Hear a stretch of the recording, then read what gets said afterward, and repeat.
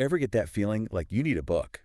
Not just want to read it, but like it's calling to you. Oh, That's absolutely. how I felt with Viktor Frankl's Man's Search for Meaning. Yeah. And I bet you're here because it's on your list too, or maybe you've read it. But Mhm. after hearing how it's helped people through tough times, you need that deep dive. It's one of those, yeah, Yeah, it's one of those books that finds you at the right time, I think. it really does. And it's incredible how a book, well, born out of such darkness, right? Right. The Holocaust, still resonates so deeply today, you know? It's timeless.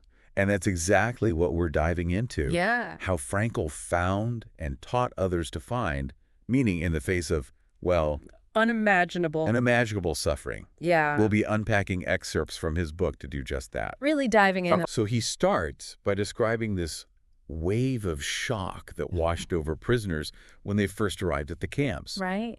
But it wasn't just despair. It was almost like delusional hope. Right. Exactly. Exactly. Like Yeah. it's this weird paradox. And he uses the example of arriving at Auschwitz. Okay. Imagine, you've heard the rumors, the terror, but Yeah. yet there's this strange focus on whether you're sent left or right. Oh, wow. It's like the mind couldn't even process the full weight of the situation yet. Oh, it's like their brains were trying to find any shred of meaning, even if it was totally Totally displaced. It reminds me, I don't know if this is too basic, but of that quote, the first stage of grief is denial. Yes. Except here, it's denial on a whole other level. Absolutely. It's a primal survival mechanism, your psyche trying to shield itself from the unbearable truth.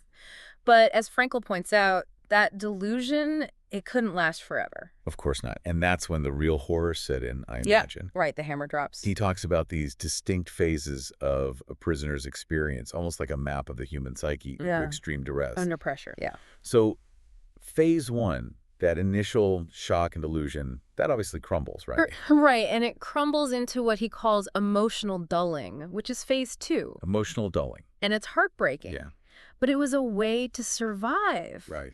You shut down emotionally, focus only on getting through the next hour, the next meal. Right, if you could even call it that. If you could even call it that. Like, it's like their emotions just froze over. Like the only way to keep going was to become numb. Wow. And this is where it gets even more disturbing, but also kind of incredible. Okay. Frankl describes how a typhus outbreak, something we'd see as horrific, became an opportunity for some prisoners. Really? It's a jarring example, but it shows how drastically their perspective had shifted. Oh, wow. They saw a chance for extra rations, clothes from the deceased. Oh, my God. Their entire world had shrunk to the most basic needs. It's hard to even fathom that mindset, isn't it? It is, it is. And even when liberation came, that moment they clung to, it wasn't the instant bliss you'd expect. Right, you'd think. You'd think freedom. Champagne, parties. Exactly. But that's where phase three comes in. It's the phase Frankl describes as the bittersweet return. Bittersweet. The joy of liberation was often overshadowed by bitterness. Oh, wow. An inability to feel joy, and a profound struggle to reconnect with a world that hadn't endured the camps. So not just the trauma of the experience itself, but the difficulty of re-entering a world that couldn't possibly understand what they'd been through. Exactly. Like, how do you even begin to explain? Right, right. Talk about a difficult homecoming. Yeah. It really highlights the lasting impact of trauma. It changes you. How it fundamentally changes you. Yeah. And yet, even in these unimaginable circumstances, Frankl noticed something extraordinary. Okay. He saw people who didn't just survive, but who found ways to retain their humanity. Wow. Even a sense of purpose. And that's what makes his work so powerful. Okay, so we've talked about the horrors, the emotional shutdown, the challenges of returning to life after the camps. Right, the heavy stuff. It makes you wonder, how did anyone mentally survive that? What was their secret weapon? You know, how did they not just break? That's where Frankl's big idea comes in.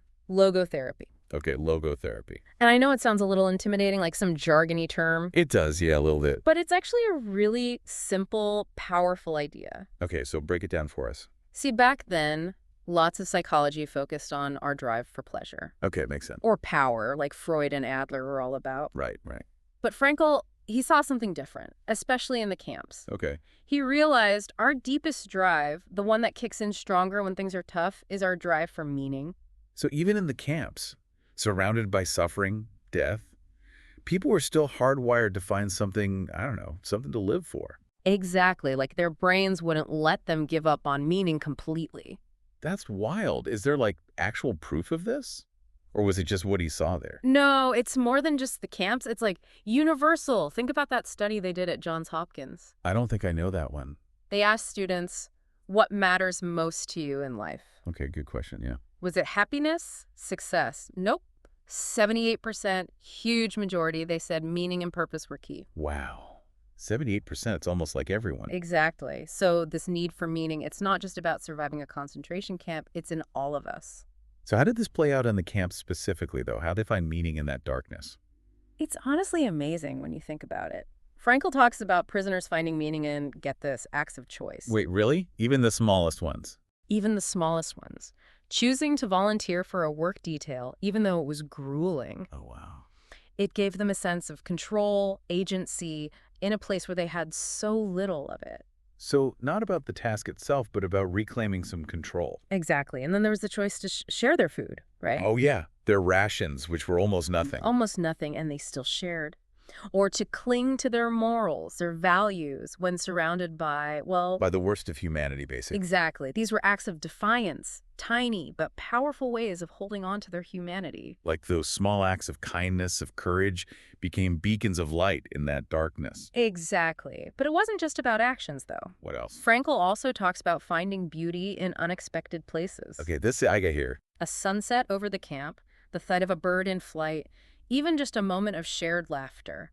These seemingly insignificant things took on profound meaning. Because they offered a moment of escape, or... Escape, connection, hope. Speaking of laughter, who could forget the dark humor? Oh, right, like they were cracking jokes in the camps. I mean... It's hard to imagine, right? But they did. I guess if I couldn't laugh, I'd cry, huh? Frankl talks about this one, where prisoners would joke about being back home asking for soup from the bottom of the bowl, you know? Because that's where all the good stuff settled. Where the peas would be in a real bowl of soup, but in the camps, it was just watery broth. Oh, wow, yeah, dark humor for sure. Dark, but another example of that incredible human spirit, finding light in the darkest of places. Finding a way to cope, I guess. To cope, to connect, to hold on to hope, even when it seemed like there was none left. It's amazing how resilient the human spirit can be, even in the face of unimaginable suffering. But it makes you wonder, how do we apply Frankl's ideas in our own, let's face it, less extreme lives? That's the million-dollar question, right? I mean, most of us, thankfully, will never experience the horrors of a concentration camp. Thankfully. But that feeling of emptiness, that search for meaning, Yeah. I think it's something we all grapple with at some point, you know? Absolutely. And Frankl actually had a name for it. He called it Sunday neurosis. Sunday neurosis. Okay, I've definitely felt that, but I've never heard it called that before. You know that feeling when the weekend's over? Yeah. The structure of work fades away and you're suddenly hit with this... Existential dread. Yeah. Like, what's the point of it all? Exactly. That's it. Is this all there is? So that's what Frankl means by an existential vacuum. Spot on. That feeling of emptiness, lack of purpose, it's something he believed we all have to wrestle with. And he's saying that finding meaning is the antidote, right? Yeah. Okay, so how do we actually do that? Well, here's where it gets interesting. Frankl actually cautioned against searching for one big, overarching life purpose. Wait, really? But I thought that's what it was all about, finding your purpose. It seems counterintuitive, right? But think of it like a game of chess, he says. Okay. There's no single best move that guarantees you'll win. The right move depends on the situation you're in, the choices you and your opponent have already made. I see. So it's not about finding the one right answer, Yeah. the one big meaning of life. Exactly. It's about recognizing that there are countless opportunities for meaning in the choices we make every single day. So instead of stressing over my grand life purpose, I should focus on making meaningful choices today. Exactly. It's those everyday actions, those small acts of courage, kindness, creativity, where we find real meaning. Like those prisoners sharing their food, finding beauty in a sunset. Yes. It's about finding ways to engage with life fully, right here, right now. And the beauty of it is that makes meaning accessible to everyone. You don't need to have some huge ambition or a life-altering experience to find it. Exactly. It's about the little things, the everyday moments. I love that. So much less pressure than I thought. So if we want to find more meaning, we need to be actively looking for it in our daily lives. 100%. And remember Frankl's idea of paradoxical intention? Oh, right. The whole face your fears thing. Didn't quite click for me before, but go on. If you're terrified of public speaking, say, Oh, I feel that. don't shy away from it. Instead, challenge yourself to give a presentation.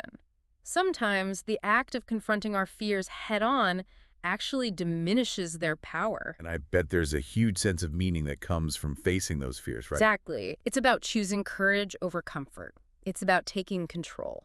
It's interesting how all these ideas connect, even though they came from such a dark place. It's a testament to the power of the human spirit to find meaning, even in the most challenging circumstances. Well said. It's been quite a journey, this deep dive into man's search for meaning. It really has. If there's one big takeaway, I think it's that finding meaning is crucial, not just for surviving tough times, but for truly thriving. And the really inspiring part is that we don't have to stumble around hoping to trip over it. Right. Meaning is something we actively create. It's in the choices we make, big and small, every single day. So true.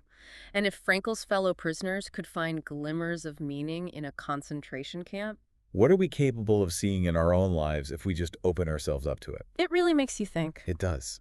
And on that note, that's it for our deep dive into Viktor Frankl's Man's Search for Meaning. We hope you found it insightful, thought-provoking, and maybe even a little life-changing. Until next time, keep searching.